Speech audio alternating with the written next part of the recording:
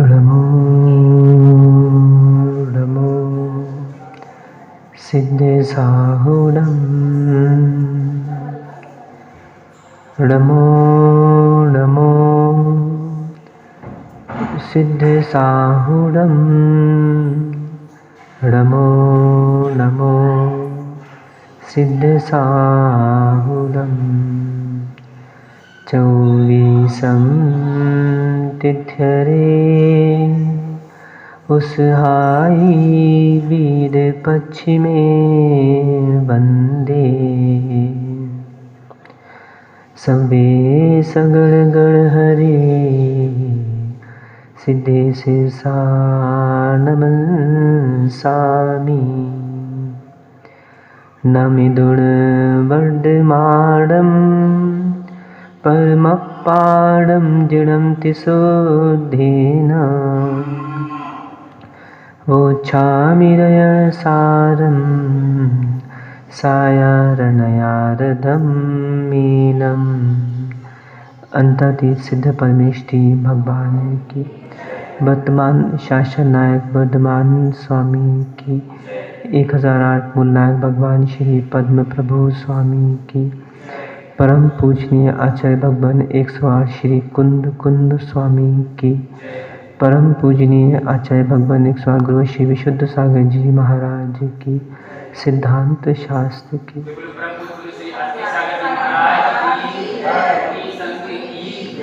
भवबंधु, हम सभी श्री पद्म प्रभु स्वामी के श्री चरणों में शिव श्री की प्राप्ति के लिए श्री जिन देशना का श्रवण कर रहे हैं। जीवन का कोई सार है तो वह रहन सार है। इसकी प्राप्ति जिसने की है, निर्वाण की प्राप्ति उसने की है।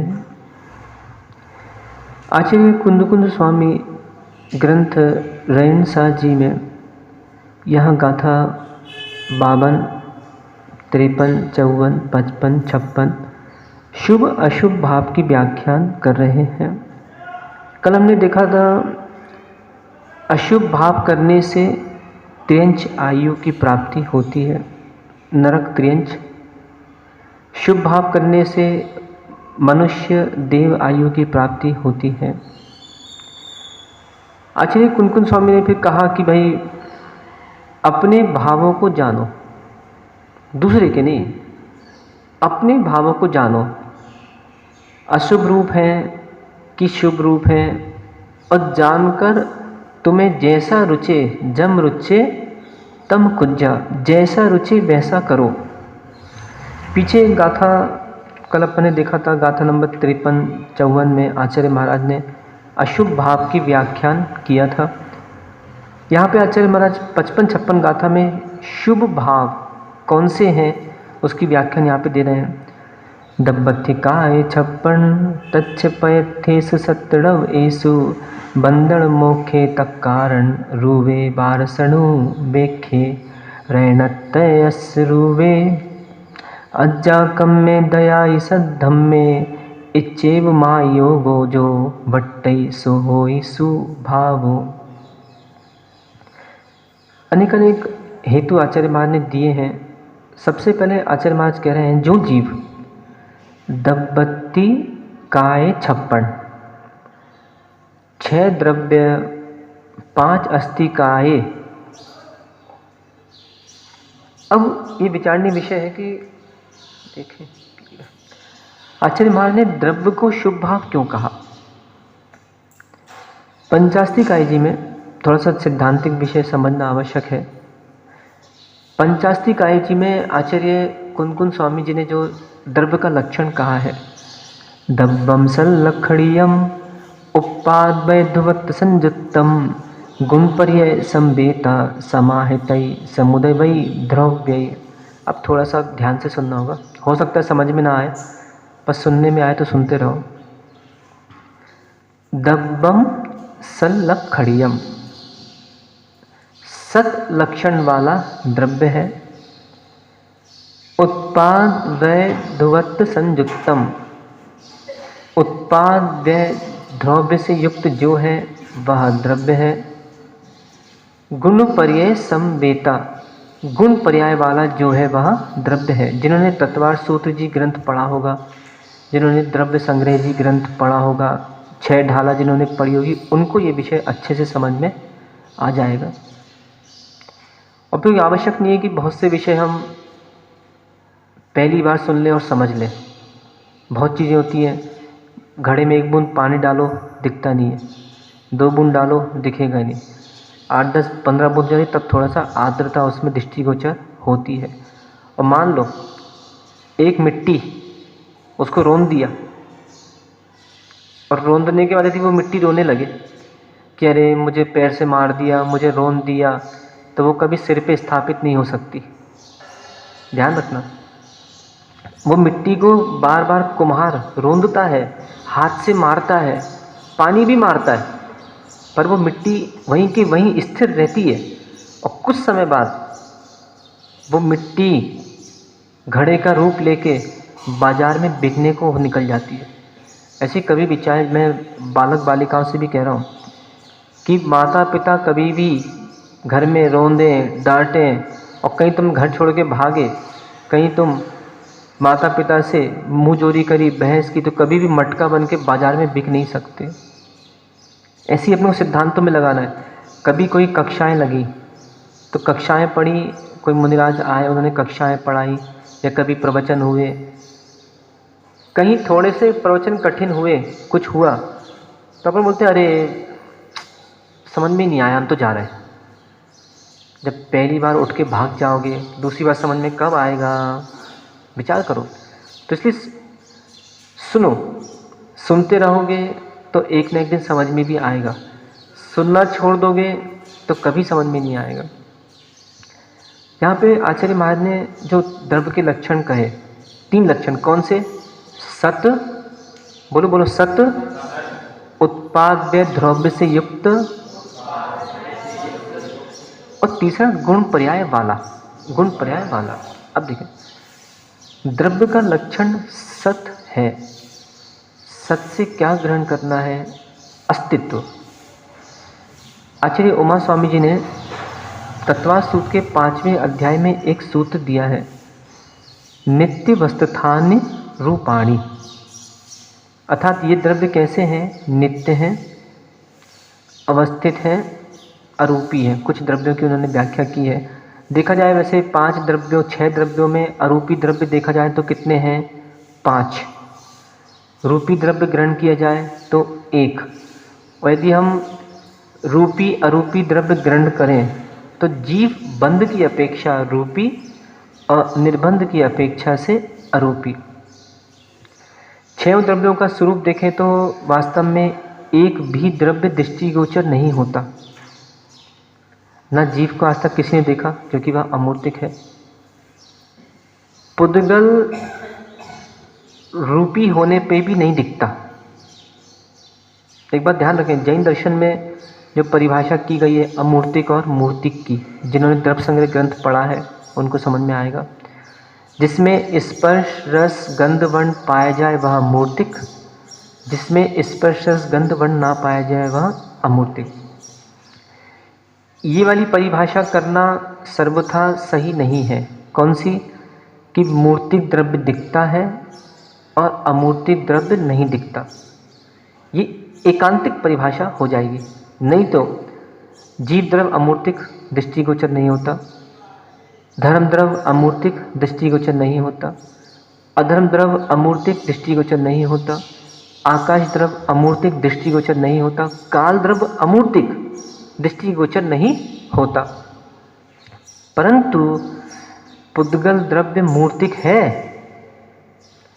वर्ण रस कई का विरुद्ध स्पर्श द्वय, जो आलाप पद्धति जी में पुद्गल के गुण बताए हैं, विभाव पुद्गल, स्वभाव पुद्गल की व्यंजन पर्याय जो कही गई हैं। परमाणु में भी स्पर्श रस गंधवर्ण पाया जाता है, वह मूर्तिक है, परंतु मूर्तिक होने पर भी दिखता नहीं। अब जैसे कि जैन दर्शन अनेकांत दर्शन है। हम ये सर्वथा नहीं कह सकते कि द्रव्य नित्य है और पर्याय अनित्य है। यहाँ तो द्रव्य नित्यानित्य है और पर्याय भी नित्यानित्य है। अच्छा, एक प्रश्न में, सुमेरु पर्वत उसका विनाश कब होगा? नंदीश्वर द्वीप उसका विनाश कब होगा? सूर्य चंद्रमा के विमान इनका विनाश कब होगा? कभी नहीं। क्यों? क्योंकि यह सब अनादि नित्य पर्याय हैं। सादि नित्य पर्याय यदि ग्रहण करें तो सिद्ध भगवान कब से हैं? सिद्ध भगवान कब से हैं? देखा जाए एक अपेक्षा तो सिद्ध अनंत काल से बनते आ रहे, इसलिए हम क्या कहते हैं, सिद्ध अनंत काल से हैं। दूसरी अपेक्षा सिद्ध भगवान सादि हैं, सिद्ध अनादि नहीं है, सिद्ध सादि हैं। और हाँ, अनादि से होते आ रहे हैं, इस अपेक्षा से अनादि हैं और प्रकट किया है। एक जीव मिथ्यात्व से छूटकर सम्यक्त में जाता है, सम्यक्त से संयम को धारण करता है, फिर परम अवगाढ़ सम्यक्त को धारण करके यथाख्यात चारित्र प्राप्त करता है और अनंत करके वही जीव सिद्ध अवस्था को प्राप्त करता है। सादि आदि से ग्रहण करना है प्रारंभ, जिसका प्रारंभ होता है वह सादि कहलाता है। जैसे नमोकार मंत्र, क्या कहते हैं? नमोकार मंत्र कैसा है? अनादि अनिधन, जिसको अपन नए समास करके यहाँ पे क्या किया है कि उसको निधन कर देते हैं, नए समास होता है हमारे यहाँ, अनादि अनिधन।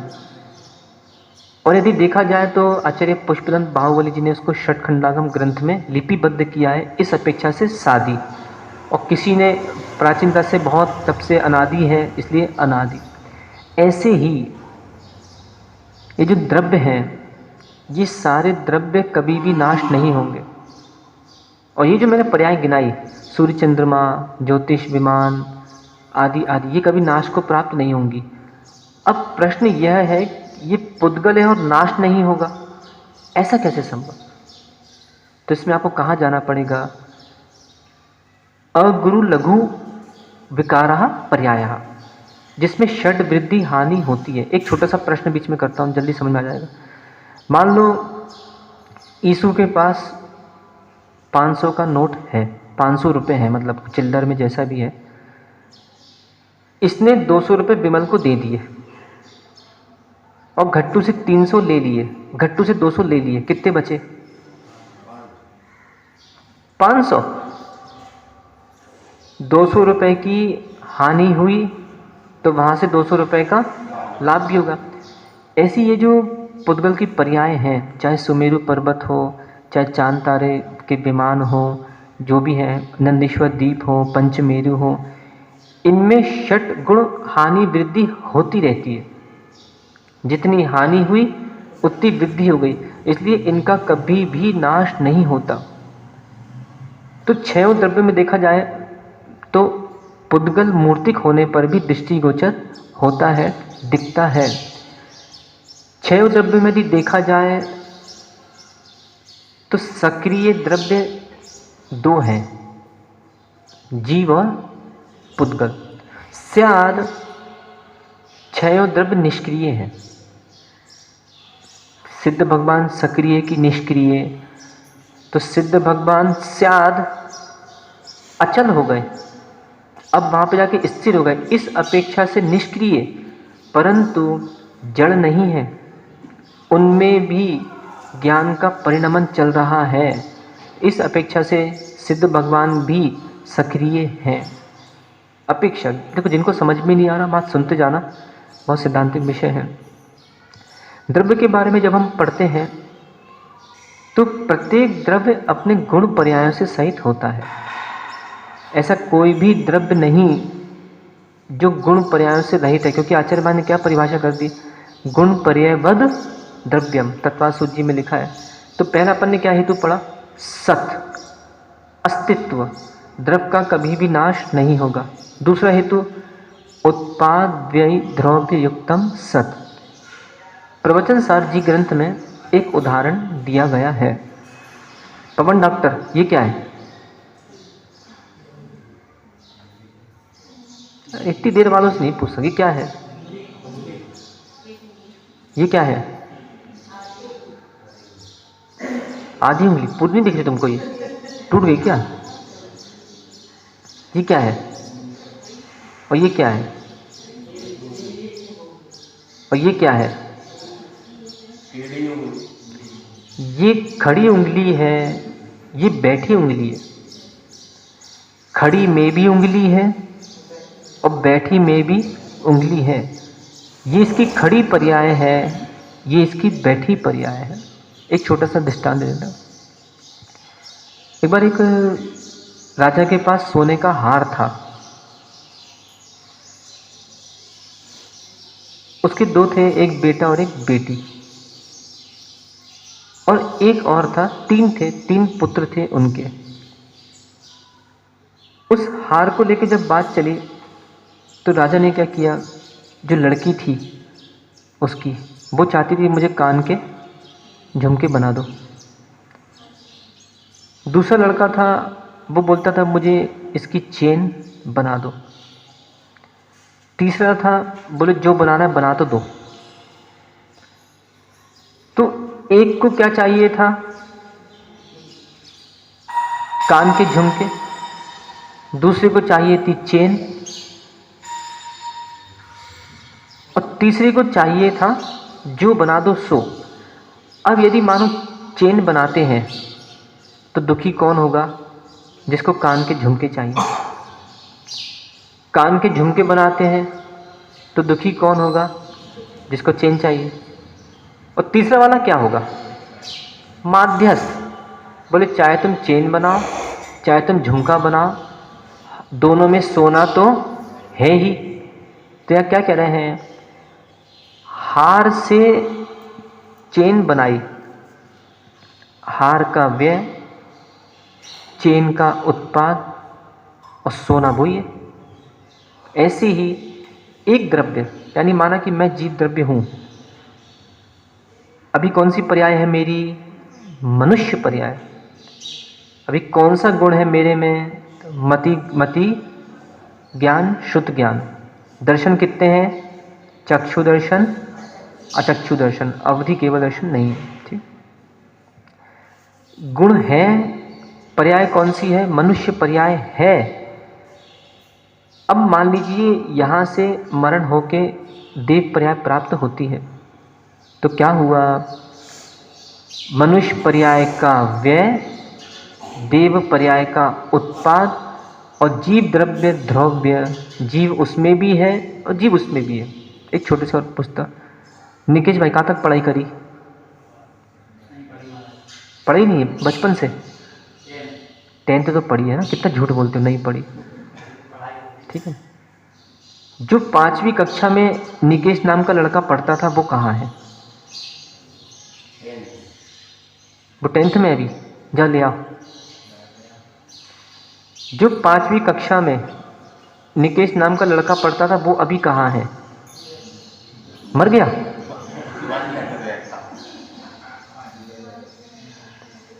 ऐसा बोलो महाराज, पर्याय बदल गई, पर्याय बदल चुकी है। अब वो बाल नहीं बचे, अब वो गाल नहीं बचे, अब पर्याय में परिणमन आ चुका है। देखा जाए एक अपेक्षा से, जो 10वीं कक्षा में निकेश नाम का बच्चा पढ़ता था, 5वीं कक्षा में वो मर चुका, अब कुछ दूसरा ही है। किस अपेक्षा, पर्याय दृष्टि से। और द्रव्य दृष्टि से देखेंगे तो जो जीव 5वीं कक्षा में था वही जीव अभी है। अब इसको अपने को घर में कैसे लगाना, मैं थोड़ा सा व्यवहारिक ज्ञान भी सिखा देता। नहीं तो क्या होता है, सांस सांस पढ़ पढ़ के जीवन यापन करके अपन घर में अच्छे से जी ही नहीं पा रहे, अपने आप को शांतता नहीं ला पा रहे। यदि किसी ने गाली दी सुबह 6 बजे, तो 8 बजे क्या विचार करो कि 6 बजे जिसने मुझे गाली दी थी वो मर चुका है, पर्याय बदल चुकी है। ये हर किसी के बस की बात नहीं है। जिसने अभ्यास नहीं किया वो तड़प तड़प के मरेगा, उसका चेहरा बिगड़ेगा, उसका शरीर बिगड़ेगा, और तुम्हें बोलते उसका, जैसे बोलते तुम्हारी भाषा में, इसका दिमाग खराब हो गया, दिमाग में 12 बज रही है इसके। क्यों? क्योंकि यह उस चीज़ का चिंतन नहीं कर पाया। तभी क्या चिंतन करना था कि 6 बजे जिसने मुझे गाली दी थी, अब वो व्यक्ति नहीं बचा, वो मर चुका है। माना अभी मंदिर आने के पहले कोई लड़के आया किसी से घर में, और अब वो मंदिर में बैठ के उसके मन में वही वही बात चल रही है। अब मंदिर से जाने के बाद उसका पूरा मन है कि अब मैं जाके मंदिर से जाने के बाद लड़ाई का, मुझे 1 घंटे लड़ाई करना है। ऐसा उसका पूरा पूरा मन आगे, खासकर माताओं वर्ग के बहुत ज़्यादा रहता है कि उनके मन में जो भाव आता है, अब मैं कम से कम 1 घंटे नॉन स्टॉप बोलूँगी, बिल्कुल देखती हूँ मैं। अगले ने 2 बोला तो मैं 20 बातें कम से कम छोड़ूंगी नहीं आज। ये जो निदान करते ना बदले के भाव, ये जीव के लिए अहित का कारण है। पूरे घर को इसने मार डाला। मतलब क्या हुआ, इसके भावों का तो घात हो ही चुका, और इसने क्या किया, बोल बोल के पूरे घर में उल्टी कर दी, पूरे घर के जीवों को मार दिया इसने। अब सोचो जेल किसे होना चाहिए? स्वयं चले जाए पर पुलिस थाने, आज मैंने घर में लोगों को मार दिया, मुझे फांसी लगा दो, मुझे बंद कर दो ताले के अंदर। विचार करो। तो ये साधना थोड़ी सी बड़ा हो, अपनी साधना। अब अपन बड़े हो गए, बच्चे नहीं बचे। ये बच्चों की हरकतें, इसको बोलते ना, क्या बोलते हो तुम लोग? बच्चों की नादानियाँ, और क्या बोलते, एक चीज़ और तो मुझे शब्द एक समझ में नहीं आ रहा, क्या कहूँ उसको मैं, चुटकियाँ जो भी कहते हैं, ये बच्चों की हरकतें हैं। अब अपन बड़े हो गए, प्रौढ़ हो गए, जिनवाणी सुन रहे हैं, समझ रहे हैं, ठीक है। यदि भाव अशुभ हो भी रहे हैं, मौन रख लो, भगवान का माला फेरो, स्वाध्याय करो। उल्टी करने की आवश्यकता नहीं है। नहीं तो पता चला तुमने उल्टी कर दी तो बेचारा जो सीधा जीवन जी रहा है वो भी उल्टा हो जाए। तो उल्टी करने की आवश्यकता नहीं है। तो क्या चिंतन करना है कि जिस व्यक्ति से मेरा झगड़ा हुआ था, अब वो व्यक्ति नहीं बचा, तो क्या होगा, माध्यस्थ भाव आएगा। अच्छा, दूसरी अपेक्षा अपने क्या चिंतन करना है? मान लो एक अपेक्षा ये वाली हो गई, देख अपेक्षा मेरी ध्यान रखना। अब किसी ने कभी पानी पिलाया होगा, आज से 6 दिन पहले, 4 दिन पहले, 5 दिन पहले कोई उपकार किया होगा, और आज उसने मान लो कुछ अपकार कर दिया, बस अब बस। तो क्या सोचना है कि नहीं, ये वही जीव है जिसने मुझे पानी पिलाया था, तो मुझे इसकी रक्षा करना है, मुझे इसको बचाना है, ये चिंतन। माना विमल का कोई मित्र था बचपन का, और विमल के मित्र ना था, व्यापार था, और बाद में विमल को उसने धोखा दे दिया। अब क्या सोचेगा? एक जीव सोचेगा कि नहीं ये वही है, और दूसरी दृष्टि कि नहीं वो तो पुरानी बात थी, चलो एक काम करो, अब नया ही पर्याय है, चलो मिलो, अभी क्षमामाणी पर्व आने वाला है, बहुत से ढोंगी जनालयों में दिखेंगे, बहुत से ढोंगी मंदिरों में क्षमावाणी पर्व मनाते हुए दिखेंगे, हल्दी का टीका लगाएंगे, जैसे गले मिलेंगे, भैया क्षमा करना, भैया ये करना, वो करना, पर इनके अंतरंग से उस क्षमा का जाना असंभव सा लगता है। देखो, मैं समझ रहा हूँ कि 2 व्यक्ति के एक से भाव नहीं हो सकते। आज माना किसी व्यक्ति से झगड़ा हुआ, उसके मन में भाव आया कि चलो भाई इसको मैं क्षमा मांग लेता हूँ, कोई बात नहीं, पर ये कुछ जरूरी नहीं कि दूसरा भी क्षमावान हो, वो मान ही हो सकता है, उसके भाव नहीं होंगे हाथ जोड़ने के, उसके भाव नहीं होंगे कि मैं भी करूँ। तो ऐसे में फिर क्या करना? भैया देखो, हमने अपना हिसाब चुकता कर दिया। अच्छा, कभी कभी ऐसा भी होता है, कभी एक स्वभाव अपना और बनाना तुम लोग। कैसा स्वभाव बनाना है? मान लो कभी गलती भी नहीं हो तो भी अगले से क्षमा मांग लेना। कभी कभी क्या होता है, मान में आदमी बहुत चढ़ जाता है ऊपर, इसको मान सताता है, इसकी इच्छा होती है। मैंने कल बताया था ना, अशुभ भाव ख्याति, पूजा, लाभ, ये अशुभ भाव है। तो इसके मन में कभी कभी घर में भी रहता है, औरतें रूठ जाती हैं, फिर जब पति आके उनसे बोलता है चलो कर लो, तो वो बेचारे फिर वो उनको वापस से उजागर हो जाते हैं। ऐसे बहुत सारी चीज़ें, छोटे छोटे बच्चे भी, जब एक माँ भी बच्चे को बोल देती कि बेटा चलो सॉरी, हमें तुमको ये नहीं खिलाया, तो वो बेटा क्या हो जाता, फिर ठीक हो जाता, चलो अब मेरी माँ ने मुझे ठीक। क्या था उसके अंदर, मान बहुत तीव्र था, तो उसके मान को गलाने के लिए ये क्षमा मांगी गई थी। तो इसलिए क्या कह रहे हैं, अपन को दोनों अनेकांत दृष्टि से जीवन अपना यापन करना है। तो ये जो दृष्टांत मैंने दिया है उत्पाद ध्रुवोत्तम सत, इससे ये वाला दृष्टांत अपने जीवन में अवश्य याद रखना है। इसका अभ्यास बढ़ाना प्रारंभ कर दो आज से। कभी मान लो किसी जीव की कोई गलती आपने देखी, तो आप क्या सोचना कि चलो वो पर्याय जा चुकी है, अभी व्यक्ति दूसरा है। पर यहाँ ये विषय हमारे बालक बालिकाओं शिष्यों में नहीं लगेगा, क्योंकि बालक बालिकाओं शिष्यों की गलतियां यदि छोड़ती जाएंगे तो उसमें तुमको क्या सोचना पड़ेगा, नहीं ये वही जीव है जिसने गलती की थी। नहीं तो माना ये प्रवचन हमारे किसी बालक बालिकाओं ने सुन लिए और इसको एकांत में ले गए कि महाराज जी आपने तो कहा था कि वह विषय, वह जीव मर चुका, तो मैंने गलती कब करी थी, कल रात को, अब सुबह तो मैं कोई और ही हूँ। एक दृष्टांत दे देता, आगे चलते। एक बार क्या हुआ, एक सेठ जी के यहाँ गाय थी और एक ग्वाला प्रतिदिन सेठ जी का जाता था, वो गाय को घुमाने ले जाता और शाम को लाके सेठ जी को दे देता। सेठ जी गए किसी सत्संग में और किसी मुनिराज के उन्होंने प्रवचन सुन लिए कि पर्याय अनित्य हैं, जैसा भी मैंने दृष्टांत दिया। एक समय की पर्याय गई, ऐसा सेठ जी ने सुन लिया। एक दृष्टि रख ली कि वो समय पर्याय गई, अब कोई दूसरी पर्याय प्रकट हो गई, जैसे भी मैंने बताया द्रव्य दृष्टि पर्याय दृष्टि से। अब क्या हुआ कि वो जो ग्वाला था वो सुबह गाय ले गया और जब शाम को वो वापस सेठ जी को गाय लौटाने आया तो सेठ जी कहते हैं, वो कहता है सेठ जी आज की भत्ती, आज के पैसे। तो सेठ जी कहते तू कौन है? बोले मैं सुबह आया था आपकी गाय लेने के लिए। ये गाय किसकी है? चल, वो एक समय की पर्याय गई, अब ना तू बचा ना गाय बची, चल भाग यहाँ से। उसने गाय रखी, उसको भगा दिया। अब वो समझदार था, उसने सीख ली ये वाली बात। अब वो दूसरे दिन फिर से आया और फिर से उसने गाय ली सेठ जी से और शाम को लौटने की जगह वो शाम को अपने घर चला गया।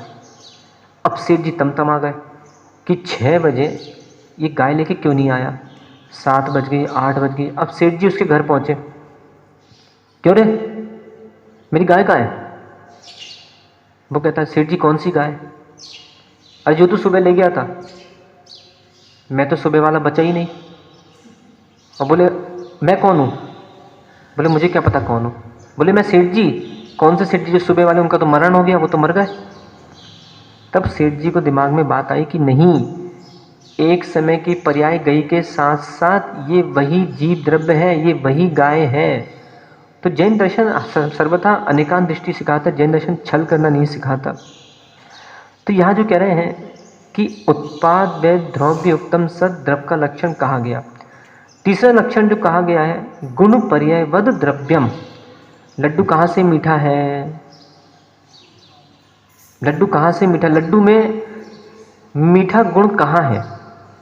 चाहे ऊपर से खाओ चाहे नीचे से खाओ, सर्वत्र मीठा है। ऐसी आत्मा में ज्ञान सर्वत्र है। यदि कुछ ऐसे दर्शन हुए जिनका ऐसा धारणा है कि आत्मा शरीर में राई के बराबर है, किन्हीं की ऐसी धारणा है कि अलाद चक्र के समान आत्मा पूरे शरीर में भ्रमण कर रही है। पर जैन दर्शन क्या कहता है? आत्मा तनु प्रमाण है। तनु अर्थात शरीर, जितना शरीर है उतनी आत्मा है। हाँ, नाखूनों में और केश, इनमें आत्मा के प्रदेश नहीं होते। पंचकल्याण का भी देखा होगा पंच कल्याणकों में जब मोक्ष कल्याणक होता है तब सौधर्मेंद्र कैलाश पर्वत पर नख और केशों को ढूंढकर त्रिकोण, चतुष्कोण, वर्तुलाकार जो कुंड वहाँ पे बनाए जाते हैं उन कुंडों में उनको दहन करता है। तो नाखूनों में और केश में आत्मा के प्रदेश नहीं होते। हाँ, जब हम केशों को खींचेंगे तो चमड़ी स्पर्श होती है, इससे चमड़ी में दर्द होता है, वो आत्मा के प्रदेश वहाँ पर कहलाते हैं। तो गुण पर्याय वाला कोई भी द्रव्य बिना गुण पर्याय के नहीं हो सकता। जैसे मान लीजिए, चलो जैसे ये सामने मेरे एक बर्तन रखा हुआ है, इसका गुण है कि नहीं? इसमें भी गुण है।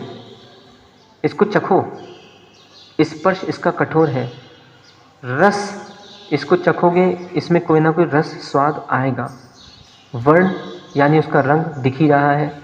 स्पर्श, रस, गंध, गंध भी लोगे तो सुगंध या दुर्गंध, उसमें कोई ना कोई दुर्गंध सुगंध आएगी। ऐसे कोई भी द्रव्य है सभी गुण पर्याय सहित होता है, ऐसा द्रव्य का लक्षण कहा गया है। दूसरे दी गुणों के बारे में हम व्याख्या करें तो आत्मा का गुण ज्ञान है और ज्ञान का गुण, बोलो बोलो, आत्मा का गुण ज्ञान है और ज्ञान का गुण क्या है? आत्मा है। बहुत अच्छे। आत्मा द्रव्य है, ज्ञान गुण है। द्रव्य का तो गुण हो सकता है परंतु गुण का कोई गुण नहीं होता। सूत्र याद है क्या? द्रव्याश्रया निर्गुणा गुणा। जो द्रव्य के आश्रय से रहे और जिसका कोई गुण ना हो उसको कहते हैं गुण अर्थात विशेष गुण। जैसे आत्मा का गुण ज्ञान और ज्ञान निर्गुण है। जैसे कभी कभी हमारे जैन दर्शन में जो हम लोग भजन गाते हैं, निर्गुण ओ न्यारे, क्या बोलते तुम लोग? निर्गुण, निर्गुण और न्यारे ओ पालन हारे। निर्गुण न्यारे ओ पालन हारे। तो इसमें हम जो शब्द एक निर्गुण, उसकी जगह हम उसको पलट सकते हैं गुण से हो प्यारे ओ पालन हारे। तो निर्गुण मतलब क्या हो जाएगा? गुण रहित। हालांकि मैं समझ रहा हूँ जो वेदों में जो भजन, ये भजन वास्तव में जैनों का तो है नहीं, वेद परंपरा का भजन है, वहाँ से हमने लिया है। अब जैसे अभी कुछ दिन पहले शंभो शंभो एक वो भजन चलता है तो उसके ऊपर लोगों ने आदि आदि जय पारस बना दिए। तो ये आदान प्रदान तो खैर भजनों का आपस में चलते रहे, जिसकी संगीत किसको मिल गया तो वो अपना भजन बना लेता है। तो निर्गुण और न्यारे ओ पालन हारे, तो इसमें अपन बोल सकते हैं गुण से हो प्यारे ओ पालन हारे। कभी कोई संगीतकार भी अपने महवा में आए और कभी ये वाला भजन सुनाए तो उसको बोला भैया एक काम करो, निर्गुण की जगह आप क्या बोल दो, गुण से हो प्यारे। मतलब जिनके गुण और प्यारे हैं, श्रेष्ठ हैं, केवल ज्ञान जैसे गुण हैं, उनके लिए हम नमस्कार करते हैं, ऐसा कहा गया आगम में।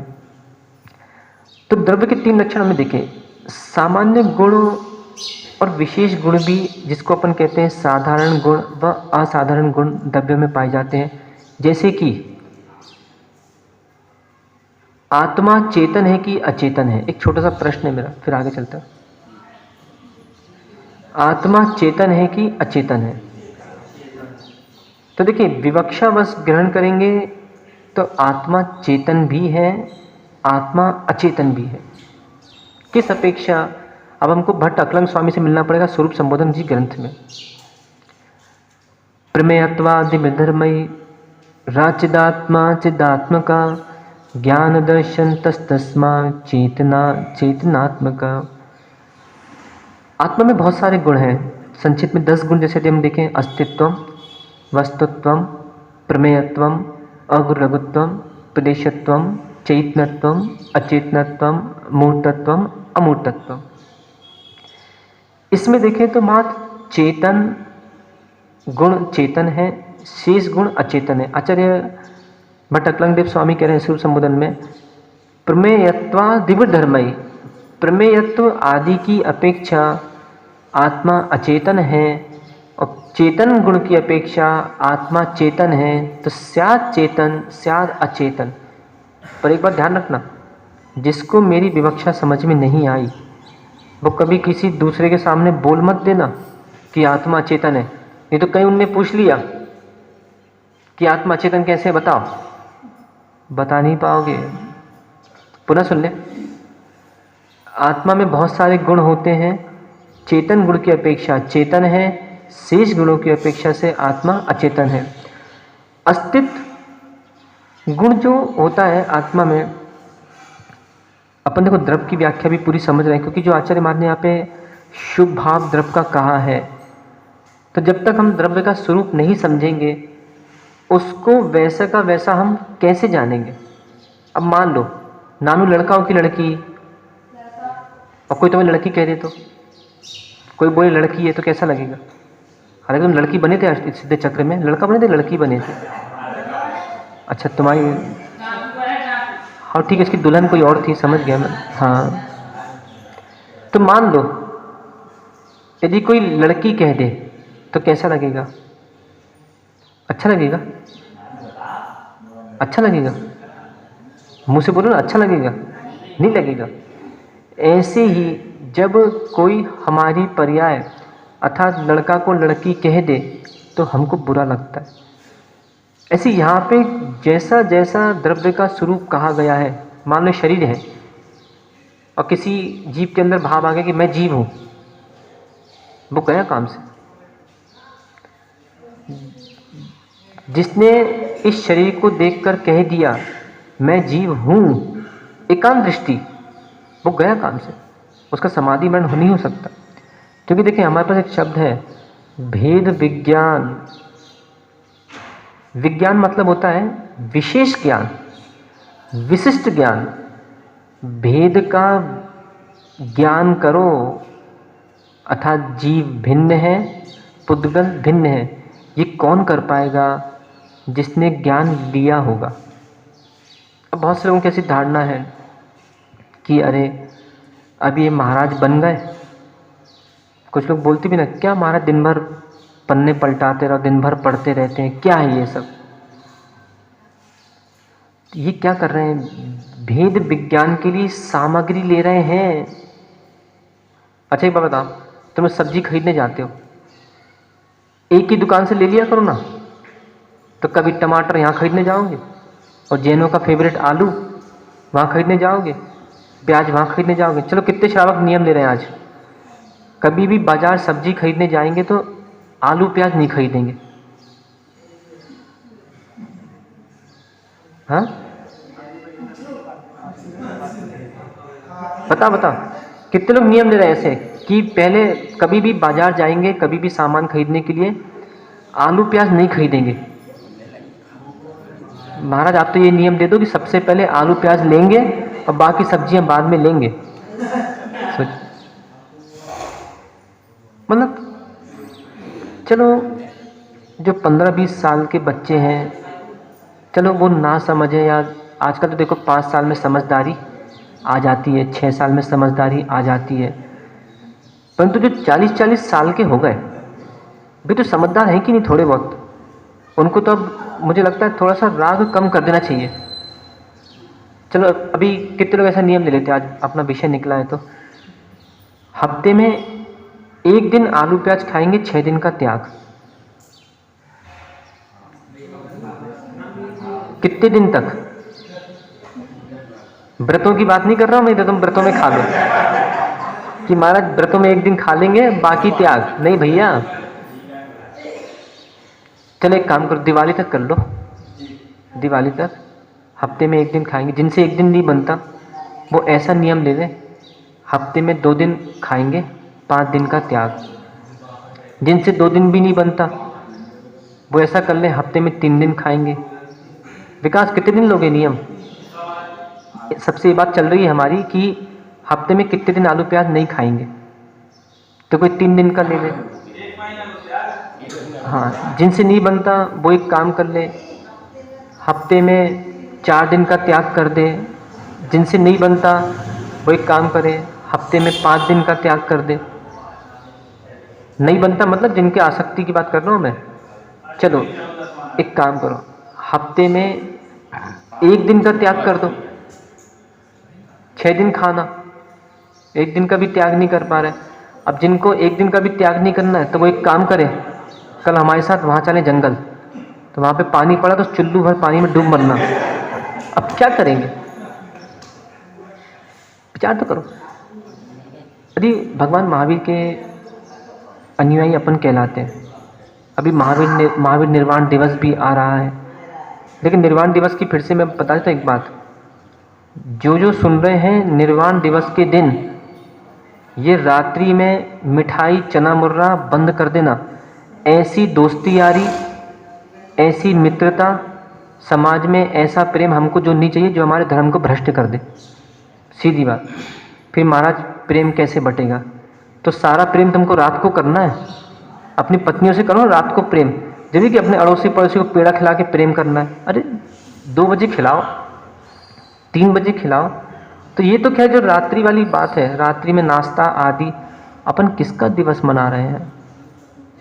जिन्होंने स्वयं कहा है रात्रि भोजन त्याग करो।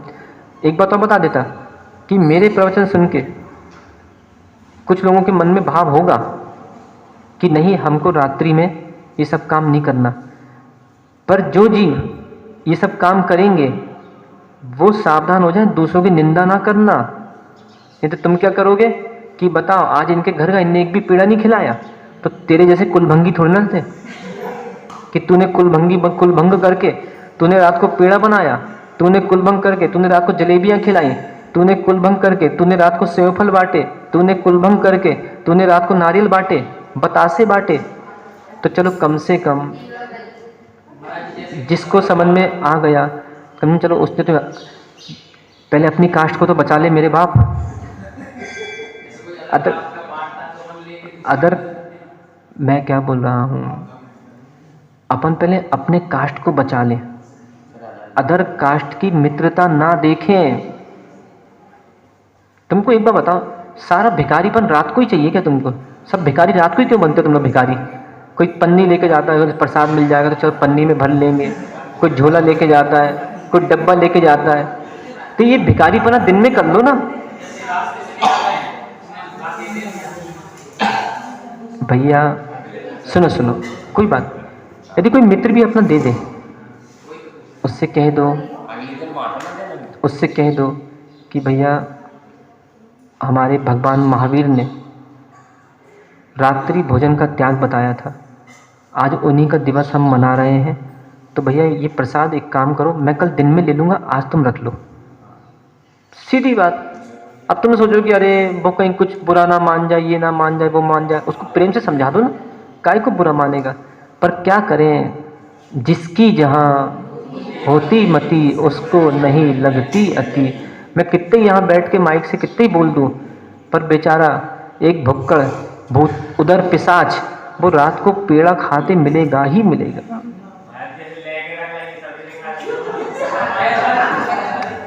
यही तो भिखारीपना है। तुम्हारे मन में भाव क्यों आ रहे हैं?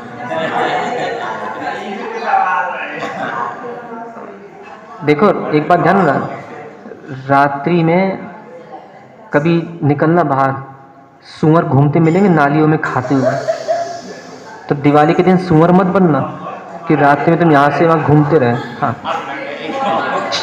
बढ़िया, सबके यहाँ सुने टीका टिप्पण बहुत करते हो। बढ़िया सबके यहाँ जाओ, अच्छे दीपक जलाओ, किसी को भेंट देना हो, अच्छे मार्जिनी होती है ना, मार्जिनी खरीद के लाओ कि भैया ये आपको भेंट दे रहे हैं, ताकि आप जब भी बैठें, नीचे कुत्ता भी पूंछ हिला के बैठता है तो आप कम से कम कपड़ा हिला के बैठ जाए, तो कुत्ते से भी गई बीते हो गया, तो कम से कम ये भी अच्छा रहेगा, तो जीव रक्षा होगी। नहीं तो एक बड़ा सा छन्ना बांट दो, छन्ने खरीद लो कम से कम कि चलिए आप जीवानी करना, जीव रक्षा होगी। तो ऐसी कुछ सामग्री यदि भेंट में देना हो तो दो, पर एक खाने पीने का विचार अपना स्वयं बदल देना। तो इस प्रकार और भी द्रव्य की क्या व्याख्या है, हम इसको पुनः समझेंगे, परंतु आज यहाँ से इतना उठ के चलना है कि द्रव्य का लक्षण उत्पाद में द्रव्य है, और मेरे ऊपर है कि अब मैं कौन सी पर्याय का उत्पाद कर लूँ और कौन सी पर्याय का व्यय कर लूँ, और किसी के हाथ में ये बात नहीं है।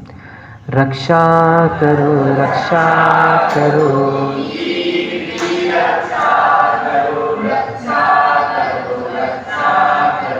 जीव की रक्षा करो। रक्षा करो जीभ की रक्षा करो, नहीं की रक्षा जीभ की तो चलती रहेगी दुकान, कर्म अजीब की भगवान आदिनाथ स्वामी। जय बोलिए मूल नायक भगवान श्री पद्मा।